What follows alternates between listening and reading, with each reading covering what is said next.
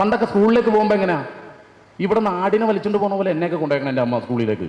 അവിടെ നിന്ന് സ്കൂൾ കഴിഞ്ഞിട്ട് ബെല്ലടി കേട്ടാൽ അവിടെ നമ്മൾ ഓടിയ വീട്ടിലേക്ക് പോകണം. കാരണം സ്കൂളിൽ കിട്ടാത്ത എന്തോ നമ്മുടെ വീട്ടിൽ നമുക്ക് കിട്ടും. ഓടി വരുമ്പോൾ നമ്മുടെ അമ്മ ചേർത്ത് പിടിക്കും, നമുക്കൊരു ഉമ്മ തരും. അതൊക്കെ പ്രതീക്ഷിച്ചുകൊണ്ട് അവർ ഓടി വന്നത്. പക്ഷെ ഒരു 8ാം ക്ലാസ് 9ാം ക്ലാസ് കഴിയുമ്പോഴത്തേക്ക് ഈ പറഞ്ഞ ആടിൻ്റെ അവസ്ഥ വലിയ ആൺകുട്ടികൾക്കാവും. കാരണം അവർ വന്നു കഴിയുമ്പോൾ കുഞ്ഞു മാറാ ചായ കുടിക്കടാ, ഈ ചേർത്ത് പിടിക്കലുണ്ടാവില്ല. അങ്ങനെ വരുമ്പോൾ ഇവരെന്ത് ചെയ്യും, ക്ലാസ് കഴിയുമ്പോഴത്തേക്ക് ഒരു അരമണിക്കൂർ ലേറ്റാവും, കൂട്ടുകാരായിട്ട് വർത്തമാനം പറഞ്ഞ് നിൽക്കും. അപ്പോൾ നമ്മൾ വിളിക്കുമ്പോൾ പറഞ്ഞ് എവിടെയുണ്ട്, ഞാൻ ക്ലാസ്സിലുണ്ട്, സ്പെഷ്യൽ ക്ലാസ് ഉണ്ട്. ഓക്കെ സ്പെഷ്യൽ ക്ലാസ് കഴിഞ്ഞിട്ട് പോവാ. അപ്പം നമ്മുടെ വീട്ടിൽ കിട്ടാത്തത് പുറത്ത് കിട്ടുന്നുണ്ട്. അവരത് അന്ന് അരമണിക്കൂറാണെങ്കിൽ 10 ദിവസം കഴിയുമ്പോൾ അത് 1 മണിക്കൂറാക്കി മാറ്റും. അങ്ങനെ നമ്മുടെ കുട്ടികൾ നമ്മളിൽ നിന്ന് അകന്നു പോകണം നമ്മൾ ഒരിക്കലും അറിയില്ല. ഇത് പ്രത്യേകിച്ച് നമ്മുടെ ഫാമിലിയിൽ ഉണ്ടാവുന്ന കാര്യങ്ങളാണ്.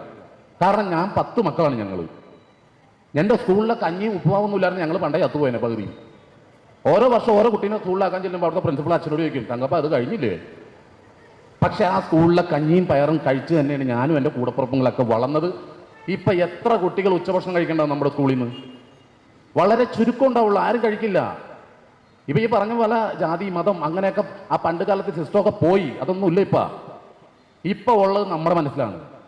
നമുക്കെന്താണെന്ന് വെച്ചാൽ നമുക്കൊരാളോട് ഞാനൊരു പുലയനാണെന്ന് നിന്നൊരു 10 പേര് കൂടണമെന്ന് പറയാൻ ചലിപ്പുള്ള പല ആൾക്കാരും എനിക്കറിയാം. ഞാൻ കണ്ടിട്ടുണ്ട്.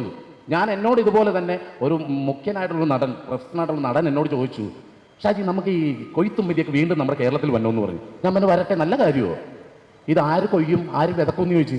അല്ല അതിന് ആ വിഭാഗത്തിൽപ്പെട്ട ആൾക്കാരുണ്ടല്ലോ. ഞാൻ പറഞ്ഞു ഞാൻ ആ വിഭാഗത്തിൽപ്പെട്ട ആളാണ്. എനിക്ക് എൻ്റെ വീട്ടിൽ എൻ്റെ അനിയന്മാരെ സഹോദരന്മാരെ പോയിട്ട് അടുത്ത് കിടന്ന് ഉഴുതിട്ട് വൈകുന്നേരം ആകുമ്പോൾ 150 രൂപ മേടിച്ച് ഇപ്പോഴത്തെ കാലത്ത് കിടന്ന് ജീവിക്കാൻ പറ്റില്ല. പെയിൻറ്റിങ്ങിന് പോയി കിട്ടും ഒരു 1000 രൂപ. ഞങ്ങൾക്ക് ആ പണി മതി. അല്ല എന്നാലും നമ്മൾ ഈ കൃഷി വന്നതല്ല. ഞാൻ പറഞ്ഞു വരട്ടെ, ചേച്ചീനെ വിടുവോ കൊയ്യാനായിട്ട്, പയ്യനെ വിടുവോ കണ്ടവിടാനെന്ന് ചോദിച്ചു. ഇതും പറഞ്ഞിട്ട് ഞാൻ ഇച്ചിരി ദേഷ്യപ്പെട്ട് സംസാരിച്ചാൽ പിറ്റേ ദിവസം ഞാൻ ചായ കുടിക്കാൻ എൻ്റെ പുറകെ വന്ന് തട്ടിയിട്ട് പറയുക, ഹലോ പിണക്കം മാറിയില്ല ഇന്ന്. ഇത് പിണക്കമല്ല, നമ്മുടെ ഉള്ളിൽ കിടക്കുന്ന കാര്യം പുറത്തോട്ട് പറയണ. ഞാൻ പഠിച്ചിരിക്കുന്ന സമയത്ത് എൻ്റെ കൂടെ പഠിക്കുന്ന പയ്യൻ അച്ഛൻ ഇവൻ്റെ സ്റ്റൈഫൻഡ് മേടിക്കാൻ വന്നാൽ അവന് ഇഷ്ടമല്ല. അച്ഛൻ്റെ ഷർട്ടിൽ ബീഡിയുടെ കുറ്റിയുടെ ഊട്ടയുണ്ടാവുന്നു, ബീഡി തീ വീണേൻ്റെ ഊട്ടയുണ്ടാവും. അതുകൊണ്ട് അമ്മ വന്നായിരുന്നു. നമ്മൾ പറയണം ഞാൻ ആരാ, ഞാൻ എന്താ, ഞാനൊരു പുലേനാന്ന് എവിടെ നിന്ന് പറയണം.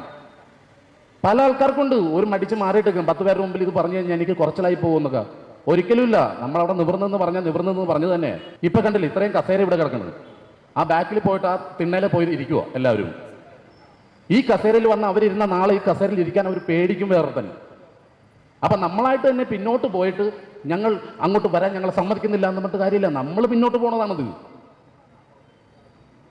എവിടെ ഏത് ഫംഗ്ഷനും നമ്മുടേതായിട്ടുള്ളൊരു ഫംഗ്ഷന് ചെല്ലുമ്പോൾ ഞാൻ കാണുന്നൊരു കാഴ്ചയാണ് ഈ പറഞ്ഞ പോലെ തന്നെ കുറേ കസേര ഇട്ടിട്ട് കസേര ഫ്രീ ആയിട്ടിരിക്കും, അപ്പുറം ദൂരെ മാറി നിൽക്കും. ഒരു സാംസ്കാരിക സമ്മേളനമാണെങ്കിൽ ഒരു സംസ്കാരം ഇല്ലാത്ത കുറേ ആൾക്കാർ ഇവിടെ ഇരിക്കുന്ന പോലെയാണ് അവരുടെ ധാരണ.